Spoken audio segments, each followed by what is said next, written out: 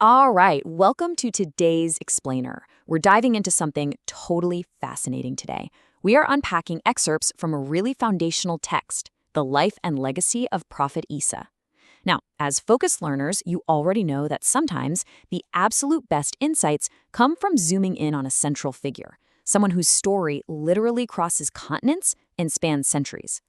Before we get into the deep historical or theological weeds of his teachings, we really need to understand how this narrative is framed.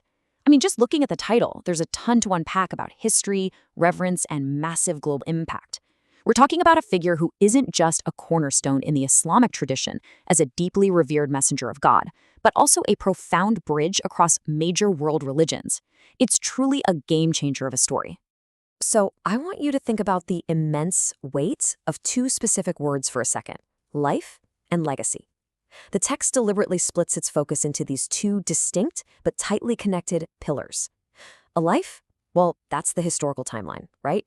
The actual footsteps taken in ancient times. For Prophet Isa, this means exploring his miraculous birth to Maryam, his early days, the incredible miracles he performed like healing the sick, and his core teachings of monotheism and compassion during a super tumultuous time in history. But a legacy? That is the ripple effect. It's how those ancient footsteps completely altered the spiritual landscape of humanity for millennia. His legacy is alive today in his continued reverence by over 2 billion Muslims as a messiah and a pivotal prophet, not to mention his central role in eschatology. It's a really powerful distinction, and honestly, it sets the stage perfectly for an epic narrative. Now, you might have noticed a tiny but absolutely crucial detail integrated directly into the source text. It's those two little letters in parentheses right after the name Isa, A.S.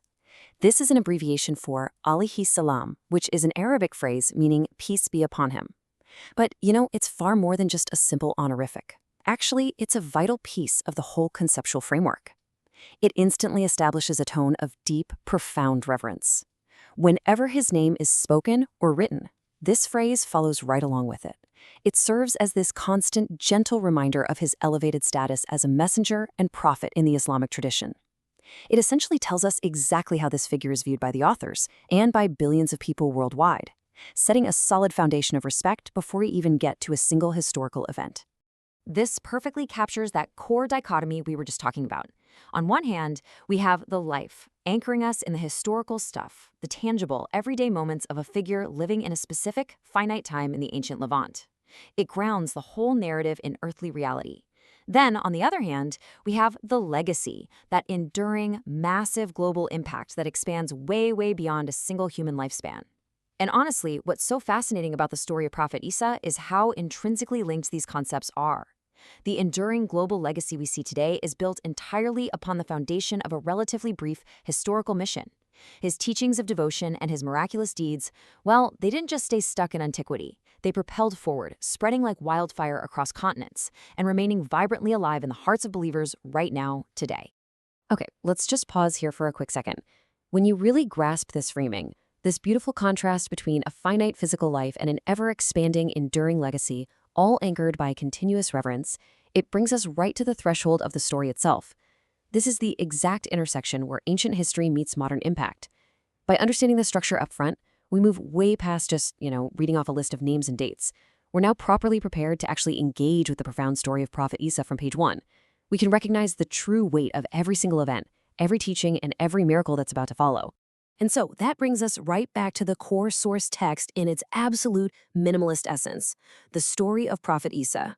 We've unpacked the deep reverence, the historical anchor, and that incredible generational ripple effect implied by this framing.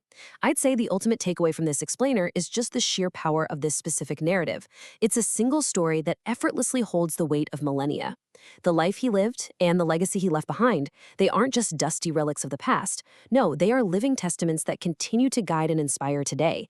So I want to leave you with this final thought to carry with you. How does this single life, rooted so deeply in ancient history, continue to actively shape the beliefs, the cultures, and the deeply held legacies of billions of people in our modern world right now?